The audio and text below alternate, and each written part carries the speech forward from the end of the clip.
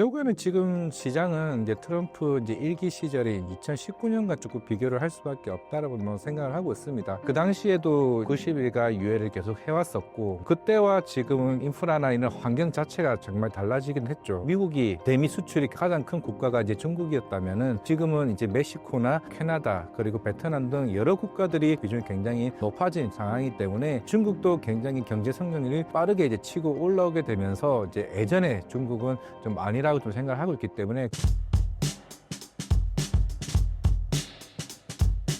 네, 안녕하세요. 안임증권 도국 W센터 이제 이하진 과장입니다. 사실 2월 달부터 국내 시장 뿐만 아니라 이제 해외 시장도 워낙 이제 변동성이 큰 시장이다 보니까 이게 빠르게 좀 대처하는 게 좀 굉장히 중요한 좀 흐름인 것 같습니다. 그만큼 이제 신사임당을 통해서 좀 더 유익하고 굉장히 좋은 콘텐츠를 가져가면 좋겠습니다. 최근 주식시장 분위기 어떻게 보고 계신가요? 이제 3월 달 이후에 본격적인 미국과 이제 중국이나 아니면은 여러 이제 글로벌 국가들과의 이제 관세에 대한 이슈들이 좀 하나둘씩 좀 해소되어 가는 구간이 아닌가 좀 생각을 하고 있습니다. 아직 인도나 일본이나 우리나라도 명확하게 아직 관세가 협상이 끝난 건 아니긴 하겠지만은 우리가 애초에 이제 상호 관세나 이런 보편 관세가 하나둘씩 이제 부여받게 되면서 사실 시장에 대한 경제 성장률이나 실적에 대한 가이던스에 대한 우려가 계속 꾸준히 좀 나오기는 했었지만은 애초에 이제 트럼프 대통령이 내세웠던 그런 상단의 이제 관세율이 하나둘씩 이제 협상 이제 구간에 들어가게 되면서 어느 정도 우리가 우려했던 부분들은 하나둘씩 이제 해소되어 가는 구간이 좀 보고 있기 때문에 이제 한 5월 이후에 절차가 이제 마무리되어 간다라고 하게 되면 이제 9월 10일간 이제 유예가 7월 초이기 때문에 그렇다면 시장 자체가 특히 외국인 수급에 대한 부분들이 어느 정도 충분히 유입될 수 있는 구간은 아닌가 생각하고 있습니다. 현재 주식시장이 과거 어느 시점과 유사하다고 보시나요? 결국에는 지금 시장은 이제 트럼프 이제 1기 시절인 2019년과 조금 비교를 할 수밖에 없다라고 생각을 하고 있습니다. 물론 그 당시에도 이제 트럼프 1기 때도 90일가 유예를 계속 해왔었고, 물론 지금 그때와 지금은 굉장히 인프라나 이런 환경 자체가 정말 달라지긴 했죠. 왜냐하면 그 당시에는 미국이 이제 대미 수출이 가장 큰 국가가 이제 중국이었다면은 물론 지금은 이제 멕시코나 캐나다 그리고 베트남 등 여러 국가들이 대미 수출 쪽에 대한 비중이 굉장히 높아진 좀 상황이기 때문에 물론 중국도 굉장히 경제 성장률이 빠르게 이제 치고 올라오게 되면서 이제 예전에 중국은 좀 아니라고 좀 생각을 하고 있기 때문에 그만큼 이제 미국과 중국 간의 이제 그런 관세 관련 이슈들이 생각보다 좀 장기화될 수 있다라고 좀 생각을 하고 있습니다. 물론 우리가 트럼프 1기 때와 똑같이 시장이 움직일 거냐? 저는 그렇게 좀 생각을 하지는 않고, 당연히 지금 이제 최근에 이제 중국에서도 금리 인하를 하면서 내수 소비 진착을 계속 꾸준히 노력을 하는 이유는 그만큼 이제 미국이 이제 중국과 관련된 금융시장 개방에 대한 목표를 어느 정도 여기와 좀 협상 부분들이 조금 굉장히 진척이 쉽지는 않을 것으로 좀 보고 있기 때문에 이거에 대한 갈등이 좀 이슈가 있는 것뿐이지, 물론 이제 미국은 계속 꾸준히 무역 적자를 해소하려는 게 좀 목표이다라고 좀 말씀을 드리겠습니다. 과거를 반추했을 때 향후 주식시장 어떻게 대응하는 것이 좋을까요? 우리가 이제 2021년, 22년도에 이제 결국에는 본격적인 이제 인플레이션 시장이 올라왔고, 그만큼 이제 통화 정책을 통해서 이제 미국 같은 경우는 이제 인플레이션 소비자 물가 지수도 그 2% 초반까지 이제 올려놓은 좀 상황이긴 합니다. 이제 그런 상황이긴 하나, 워낙 이제 트럼프가 이기 때도 마찬가지였죠. 그 당시에도 이제 금리 인하에 대한 압박을 계속 꾸준히 해왔었고, 그러면서 이번에도 이제 FOMC에서도 물론 이제 파월은 앞으로 그런 관세 영향에 따라서 이제 물가에 대한 우려를 계속 꾸준히 좀 관찰하고 있는 상황이긴 합니다.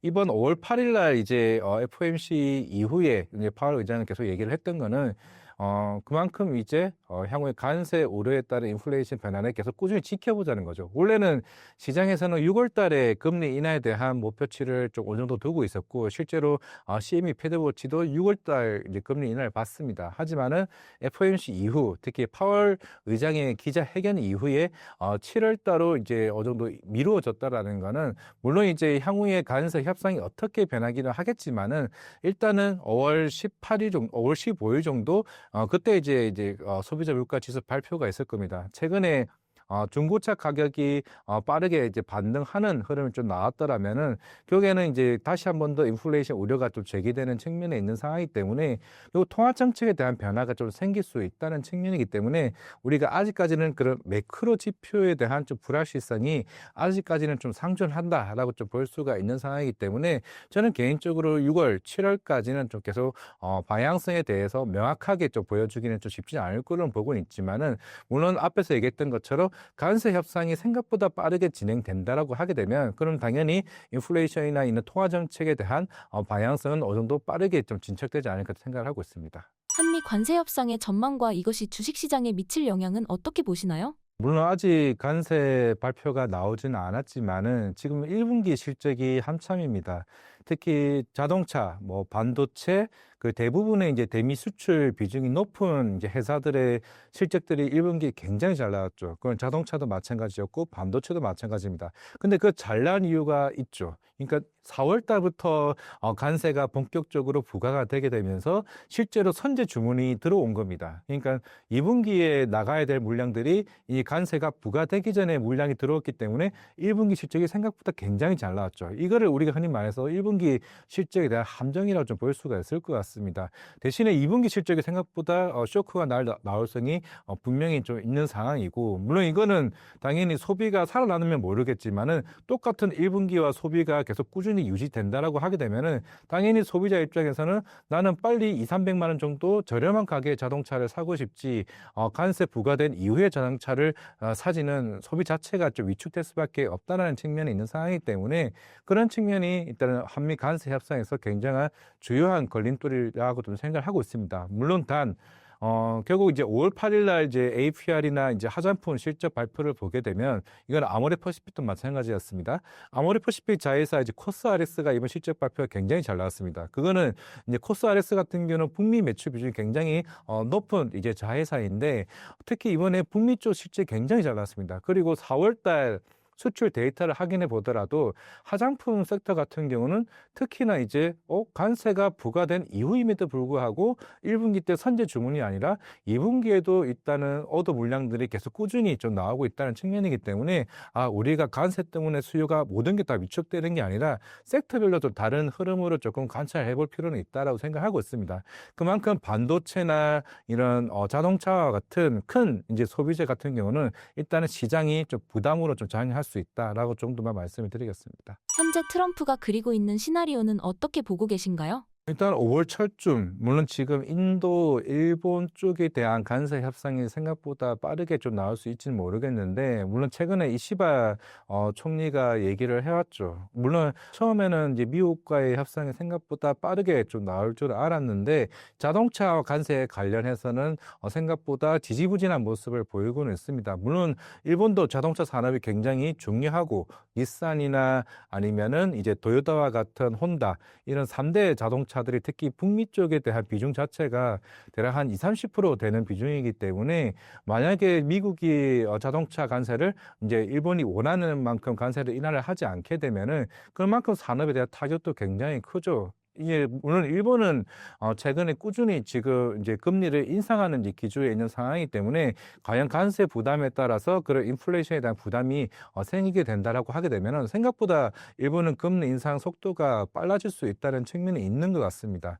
그렇기 때문에 일본에 대한 관세 협상이 어느 정도 마무리가 되어줘야 그 다음에 이제 트럼프 입장에서는 자동차 그리고 아직 이제 시작되지 않은 반도체 품목 관세 결국에는 이제 2주 안에 좀 의약품 관세까지 나올 걸로 보고 있는데 이 3대 산업 자체가 워낙 국가 안보에도 좀 영향을 좀 많이 미치기 때문에 그냥 아마 트럼프 정책 쪽에서는 아마 쉽게 양보를 하지는 않을 것으로 보고 있습니다. 결국에는 트럼프에 대한 시나리오는 이 3대 자동차 그리고 반도체 그리고 의약품 관세가 마무리가 된다라고 하게 되면은 결국에는 그 다음에 중국 쪽의 협상이 본격화되지 않을까 좀 생각을 하고 있습니다. 맨 처음 제가 아까 말씀하셨던 것처럼 결국 미국은 중국의 금융시장 개방을 굉장히 원하는 걸로 좀 보고 있습니다. 실제로 환율이나 우리가 알고 있는 관세만으로는 실제로 미국의 무역 적자를 제로 베이스로 만들기는 쉽지 않을 걸로 보고 있습니다. 그만큼 이제 미국이 금융시장을 개방을 해서 중국 쪽에 대한 이제 수출 비중을 더 넓히는 게 일단은 미국에 대한 큰 그림이라 좀 보고 있기 때문에 그런 흐름으로 좀 가지 않을까라고 좀 생각을 하고 있습니다. 트럼프로 인한 변동성을 매수 기회로 활용할 수 있는지와 하락 시 주목할 만한 주식은 무엇이 있나요? 일단 국내 주식으로 또 말씀을 드리겠으면 물론 이제 반도체도 물론 관세에 영향을 미치게 되면은 우려는 있을 수는 있겠지만은 물론 이제 지금 오늘 이슈가 나왔던 게 특히 AI 쪽에 대한 규제에 대한 철회 방침입니다. 물론 지금 트럼프는 스타게이트를 본격적으로 이제 중장기적으로 성장을 목표로 좀 두고 있는 상황이고 대부분의 물론 이제 우리가 마이크론이나 삼성전자나 SK 하이닉스가 대부분 이제 해외 쪽에 있죠. 중국이나 이제 아니면 이제 우리나라 뭐 평택이나 아니면 이제 마이크론 같은 경우는 싱가포르나 이제 저 대만 쪽에 공장이 있는 상황입니다. 그러면은 이제 AI 저 회사들 같은 경우는 당연히 이런 메모리에다가 관세를 붙이게 되면은 당연히 그런 구입에 대한 물가에 대한 부담이 비용 부담이 좀 생길 수밖에 없는 상황이기 때문에 무조건적으로 관세를 강하게 올릴 수 있냐 이거는 좀 아니라 좀 생각을 하고 있습니다. 생각보다 우리가 반도체 품목 관세 대부분은 적어질 수 있다고 좀 보고 있기 때문에 만약에 반도체 관세 때문에 주가가 좀 빠지게 된다라고 하게 되면은 저는 SK 하이닉스나 한미 반도체 이제 하나 비전 쪽으로 움직이는 게 좀 맞다라고 좀 생각을 하고 있고 그리고 의약품 관세 관련해서 이제 5월 7일자로 특히 바이오 회사들이 굉장히 큰 폭으로 주가가 빠졌습니다. 이거는 한 가지 알아둬야 될 게 특히 우리나라는 삼성 바이오로직스나 그런 CDMO 업체들 같은 경우는 일단 관세 부담은 실제적으로 고객사가 부담을 하게 됩니다. 우리가 알고 있는 뭐 화이자나 머크나 길레드 사이언스 같은 회사가 고객사가 부담을 하지 CDMO는 위탁 생산이기 때문에 실제로 관세에 대한 부담은 없습니다. 대신에 삼성 바이오로직스는 이제 자회사가 삼성 바이오에피스죠. 이 회사가 사실 바이오 시밀러기 때문에 이게 작년에 북미 쪽 FDA 승인 받은 것만 해도 거의 6개 가량 됩니다. 그러면 당연히 북미 시장을 지금 이제 본격적으로 매출이 나올 건데 여기서 만약에 관세를 매겨버리게 되면은 당연히 거기에 대한 부담이 있을 수밖에 없죠. 그러면은 어디를 공략해야 되냐? 알테오젠이나 이제 ABL 바이오, 리아켄 바이오 같은 경우는 바이오 플랫폼 회사입니다. 이거는 신약을 만든 회사가 아니기 때문에 이 회사들 같은 경우는 로열티나 마일스톤으로 이제 실적에 대한 베이스를 가지게 되죠. 그러면은 대체적으로 머크의 이제 키트루다 SC가 이제 올해 한 10월 1일쯤에 미국에 아마 런칭을 하게 될 겁니다. 그러면 이제 미국에서 이제 머크가 실적에 따라 이제 로열티를 받는 구조이기 때문에 물론 이제 의약품 관세를 매기게 되면 이제 머크 입장에서는 부담이 되겠지만은 우리가 생각했던 한 50조에 대한 매출은 조금은 꺼질 수는 있겠죠. 거기에 따른 어차피 로열티를 받는 수준이기 때문에 대신에 직접적인 것보다는 좀 간접적에 대한 영향을 좀 미칠 수는 있기는 하겠지만은 오히려 이제 그런 바이오 플랫폼에 대한 기대감이 오히려 훨씬 더 나을 가능성이 있다라고 생각을 하고 있습니다. 이번 삼성전자 1분기 실적에 대해서 어떻게 보셨나요? 이번 삼성전자 이제 실적 발표, 물론 이제 그동안은 우리가 1분기 때 사실 레거시 쪽에 대한 메모리 수요가 이제 올라왔죠. 특히 중국의 이구한신 정책이 본격화되게 되면서 스마트폰 수요가 이제 올라가게 되면서 우리가 흔히 알고 있는 낸드 쪽이나 이제 디램 쪽에 대한 수요 즉 기반 좀 기대를 좀 많이 해왔습니다. 하지만 이번 막상 뚜껑을 열어보니 물론 이제 갤럭시 S25 모바일 쪽에 대한 실적이 굉장히 큰 폭으로 올라오게 되면서 모바일이 사실 실적에 대한 선망을 크게 해왔었고 물론 낸드 쪽은 아직까지는 적자이긴 하죠. 왜냐하면은 그동안 워낙 적자폭이 길었던 측면에서 어느 정도 적자폭은 많이 해소된 측면이 있습니다. 왜냐하면 가격이 인상되게 되면서 출하량이 어느 정도 충분히 나온 영향은 있긴 하겠지만은 아직까지는 이제 그런 HBM에 대한 수요에 대한 감소 물론 이거는 SK 하이닉스와 좀 별개입니다. 삼성전자 입장에서는 그만큼 엔비디아 쪽에 이제 HBM3가 아직까지는 진입을 못했던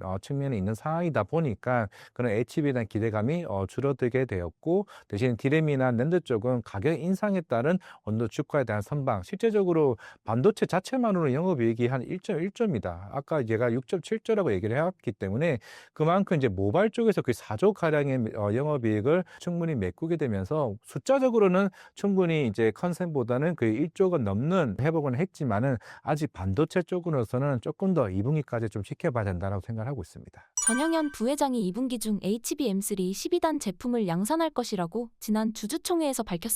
현재 상황 어떤가요? 최근에 삼성전자 관련해서 이제 구글에 대한 이제 고객사가 변경된 이슈가 있었던 상황이고, 물론 지금 1분기 때 엔비디아 H20 이제 칩에 대해서도 이제 수출 규제 이슈가 한번 나오기도 했었죠. 물론 이제 그 당시 엔비디아가 한 55억 달러 정도에 대한 손실을 예상하고 있다라고 얘기를 하고 있고, 물론 삼성전자는 기존에 H20에 들어가는 거는 이제 HBM3죠. 3E가 아니라 저사양 칩이 들어가는 상황이기 때문에 손실은 조금 어느 정도 감내를 할 수 있을지는 모르겠지만은, 결국에는 HBM3E 12단 반도체와 HBM4로 지금 일단 삼성전자는 전략을 일단 바꾼 것 같습니다. 이미 8단 반도체는 마이크론이나 SK 하이닉스가 워낙 이제 이쪽 시장을 굉장히 좀 주름 잡았던 측면이 있는 상황이기 때문에, 그럼 이제 HBM3 12단 반도체는 그쪽으로 들어갈 것 같아요. 엔비디아 블랙의 울트라 쪽으로 들어가게 될 것 같고, 추후에 HBM4 자체가 이제 엔비디아 루빈 쪽으로 이제 AI 가속기에 들어간다라고 하게 되면은, 그동안 삼성전자가 거의 5만 원 중반대, 물론 최근에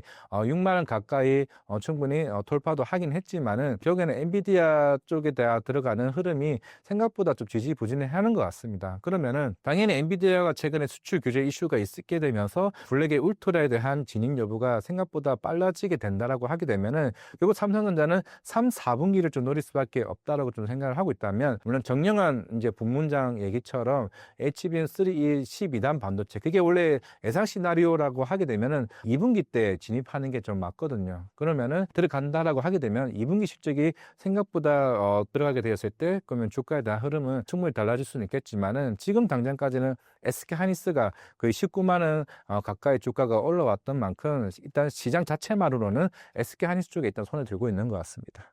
지난 3월 이재용 회장이 삼성의 사업부별로 강도 높은 질책을 하였는데 그 배경이 무엇인가요? 결국에는 이제 예전에 이제 이건희 회장 이제 프랑크푸르트 그 이슈도 있었겠지만은, 그만큼 지금도 삼성이 굉장히 큰 이제 위기 속에 있는 상황이죠. 일단은 뭐 핸드폰 시장도 마찬가지겠지만은, 특히 반도체, SK 하이닉스의 이게 1분기 그 디램 점유율 자체가 뺏겼습니다. 거의 한 처음일 걸로 좀 예상을 하고 있는데, 그만큼 이제 삼성전자는 이제 그런 이재용 회장이 그런 인재 경영에 대해서 또 한 번 얘기를 해왔었고, 물론 예전에 실제로 이제 2019년, 18년쯤에 삼성전자가 HBM 사업부를 어느 정도 굉장히 축소를 하게 되면서, 그 사업부가 SK 하이닉스로 가게 되면서 SK 하이닉스가 이 HBM 시장을 본격적으로 키워낸 이제 전력이 있었던 상황이기 때문에, 그만큼 그런 인재에 대한 경영에 대해서도 이번이 아니면은 정말 죽을 수도 있다라고 얘기를 해왔던 걸로 좀 보고는 있습니다. 물론 이제 인재 경영이라는 게 단순하게 우리가 당장에 뭐 스카웃을 하거나 그런 전략적으로 하는 게 하루아침에 되는 건 아니긴 하겠지만은, 이게 결국에는 향후 이제 AI 쪽 시장 자체가 워낙 이제 계속 꾸준히 커가는 시장이기 때문에, 중장기 전략으로 일단은 인재 경영을 내세워서 시장에 대한 경영 전략을 좀 내세우지 않았나 생각을 하고 있습니다. 물론 지금 엔비디아 쪽에 대한 진입 여부가 굉장히 그 1년 넘게 지연됐던 이슈가 있었고, 물론 이게 비하인드 스토리가 시장에서 좀 돌아다니기도 했었지만은, 실제적으로 엔비디아가 예전에 삼성전자와 거의 각과 을이 뒤바뀌었던 이제 처지에 있었을 때, 물론 이제 엔비디아의 그런 관계자들 의하면은 실제적으로 삼성전자 굉장히 냉랭한 분위기 속에서 이어졌다라고 하게 되면은, SK 하이닉스는 실제적으로 미국으로 날아갔다고 하죠. 실제 출장을 가면서 고객 응대에 대해서 원하는 대로 조금 진행을 해줬었기 때문에, 그런 SK 하이닉스 쪽에 대한 HBM 수요가 더 계속 꾸준히 좀 나왔었고, 사실 삼성전자 그렇게 보면은 이게 앞뒤가 맞는 게, 전년도 3월달 GTC 2024에서 아마 기억을 하실 겁니다. 젠스랑 대표가 사인을 해줬죠. HBM에 해줬음에도 불구하고 우리가 시장에 들어갈 수 있을 거라 얘기하면서, 그때 삼성전자가 그 8만 5천 원까지 갔었습니다. 근데 실제적으로 매번 실적 발표 때 얘기를 했던 건 결국 못 들어갔었군요. 대부분 반도체 애널리스트도 작년 2분기에 들어갔을 거다, 3분기에 이번엔 꼭 들어갔다, 4분기에는 이번에는 확실하다고 얘기를 했지만은 결국에는 들어간 게 없었습니다. 그렇다는 거는 결국 이제 삼성전자와 엔비디아와 관련된 그 고객 신뢰 경영에 대한 조금 시장에 대한 우려가 생각보다 장기화되는 측면이 아니냐라고 좀 시장에서 우려를 내고 있고, 물론 그거의 기술적인 측면에서도 그런 수율이 좀 안 나왔었기 때문에 그것도 이제 포함이겠지만은, 그런 기업 간의 좀 시장에 대한 신뢰관계가 생각보다 무너졌던 게 그동안 삼성전자가 좀 부진했던 측면이 아니었나 생각을 하고 있습니다. 이재용 회장이 중국 발전 고위층 포럼에 참석한 이유를 어떻게 보시나요? 최근에 뭐 샤오미 이제 류진 그 회장님도 이제 뵀었고 BYD도 이제 봤었던 걸로 보이고 있는데 결국에는 지금 이재용 회장이 중국을 간 거는 그것 때문이죠. 전기차 이제 관련 이슈 시장이고 물론 이제 삼성그룹이 삼성 SDI가 있고 그리고 이제 삼성 디스플레이가 있고 이거 뭐 삼성 이제 반도체가 있겠죠. 결국에는 지금 이제 전장 산업에 대해서 이제 같이 MOU를 좀 맺기 위해서 좀 가지 않았을까라고 생각을 하고 있습니다. 물론 이제 샤오미도 이제 전년도에 SU7을 본격적으로 전기차 시장에 진입을 하게 되면서 생각보다 빠른 시일 내에 판매량이 굉장히 올라가고 있죠. 그러면 이제 삼성전자 입장에서는 배터리를 만들고 있고 거기에다가 이제 전장 디스플레이 그리고 반도체와 관련해서 전장 쪽에 대한 이제 MOU를 좀 맺기 위해서 좀 가지 않았을까라고 생각을 하고 있습니다. 결국에는 우리나라 지금 배터리 산업 자체가 좀 부진을 하고 있는 측면에서 오히려 잘 나가는 회사들, 뭐 BYD나 어느 샤오미와 함께 같이 전략적으로 경영을 좀 진행하자는 측면에서 이번에 좀 가지 않았을까라고 생각을 하고 있고 물론 지금 당장에 실적에 부여된다라기보다는 향후에 차세대 뭐 프리미엄 모델이나 그런 신차에 대해서 전장 쪽에 대한 진입 여부가 더 조금 쟁점을 좀 봤을지 않았나 생각하고 있습니다. 최근 AI 수요 확대로 삼성전자 메모리 반도체 경쟁력이 다시 주목받고 있는 이유가 무엇인가요? 최근에 이제 카카오도 이제 본격적으로 카나나 출시를 이제 앞두고 있고 네이버도 이제 결국에는 AI 쪽 시장을 더 넓히고 있는 상황이긴 하겠지만은 결국에는 지금 이제 지난주에 이제 본격적인 뭐 마이크로소프트나 뭐 메타나 아마존, AMD 이게 대부분의 빅테크 업체들의 실적 발표가 이제 마무리가 됐습니다. 이제 공통점으로는 물론 이제 마이크로소프트는 이제 회계 기준 2026년부터는 캐펙스 투자에 대해서 어느 정도 비중을 줄일 거로 얘기를 했는데 그게 2026년 기준이면은 사실 우리나라로 치면은 하반기 때부터입니다. 마이크로소프트는 또 회계 기준 자체가 또 다른 회사와 또 다른 측면이 있는 상황이지만은 대신에 메타나 알파벳 같은 경우는 결국에는 가이던스 이제 AI 캐펙스 투자에 대한 부분은 계속 꾸준히 좀 성장 국면에 좀 있다라고 하게 되면은 사실 그 시장을 물론 이제 엔비디아나 AMD가 계속 꾸준히 점유율을 높일 것으로 이제 보이고는 있지만은 그렇다는 거는 이제 SK 하이닉스와 마이크론만으로 사실 이게 커버를 치지는 못할 겁니다. 당연히 엔비디아 입장에서는 이런 HBM 쪽으로 좀 가격등을 좀 낮추고 싶은 좀 경향이 좀 굉장히 있을 수밖에 없다라고 본다라고 하게 되면은 결국 삼성전자도 결국 여기서는 굉장히 수율적인 측면에서는 어제도 충분히 좀 개선을 좀 하지 않았을까 좀 생각을 하고 있습니다. 물론 저는 개인적으로 이게 수율 문제가 TC본더 장비에 좀 있다라고 좀 보이고 있고 최근에 삼성전자가 이제 일본의 신카와 회사를 이제 어느 정도 이제 제외시키게 되면서 자회사인 세메스와 독자적으로 행보를 같이 할 것으로 보이고는 있는데 물론 최근에 이제 하나비전과 이제 한미반도체가 계속 갈등 속에 좀 있는 상황이긴 하겠지만은 결국에는 지금 SK하이닉스와 한미반도체 사이 갈등이 만약에 계속 깊어지게 된다라고 하게 되면은 삼성전자는 저는 개인적으로 물론 예전에 2013년도에 특허 이슈가 있긴 하겠지만은 한미반도체와 손을 잡게 된다라고 하게 되면은 결국에는 이 AI 쪽에 대한 시장 진입이 더 높아질 수 있다라고 보이고 있고 물론 삼성전자가 향후에 HBM4 쪽으로 관련해서 충분히 장단점을 가질 수 있다고 생각하고 있습니다. 왜냐하면은 SK하이닉스가 없는 파운드리 쪽 시장을 같이 보유하고 있는 쪽 시장이기 때문에 그런 쪽에서 수요를 크게 확보하게 된다라고 하게 되면은 시장 자체에 대한 분위기도 충분히 좀 뒤바뀔 수 있다고 생각하고 있습니다. AI 반도체와 차세대 메모리 등에서 삼성전자가 선도할 수 있는 가능성이 있나요? 그걸 이제 결국에는 지금 삼성전자는 PIM이나 그 CXL이나 이 HBM을 세 개를 기술력을 다 가지고 있는 회사이기도 한 상황이기 때문에 물론 지금 워낙 이제 우리가 앞에서 얘기했던 것처럼 삼성전자가 생각보다 지금 엇박자가 안 나고 있는 건 사실이긴 하겠지만은 오히려 이제 PIM과 그런 CXL 쪽에 대한 부분은 그만큼 충분히 강점을 좀 가지고 있다고 좀 생각을 하고 있습니다. 결국에는 이게 HBM 쪽만 이제 수출이 본격적으로 나오게 된다라고 하게 되면 여기서에 대한 실적에 대한 우상향이 충분히 좀 나올 수 있다라고 보이고 있고 결국에는 지금 이제 충분히 HBM3 쪽은 이미 어느 시장에서 중국 쪽에 대한 매출이 좀 올라가고 있고 그거는 이미 실적에 반영이 되고 있지만은 제가 전략적으로 봤을 때는 지금 삼성전자가 8단 반도체는 어느 정도 전략에서 좀 제외시킨 것 같습니다. 물론 추후에라도 진입을 할 수는 있겠지만은 애초에 12단 반도체와 HBM4 쪽에 대해서 더 빠르게 좀 전략적으로 생각보다 이쪽에 기울이 있는 것 같아요. 어차피 이 시장은 하이닉스와 마이크론을 좀 잡고 있는 상황이기 때문에 그러면은 12단 반도체에서 이제 기존의 4나노 파운드리 공정을 통해 가지고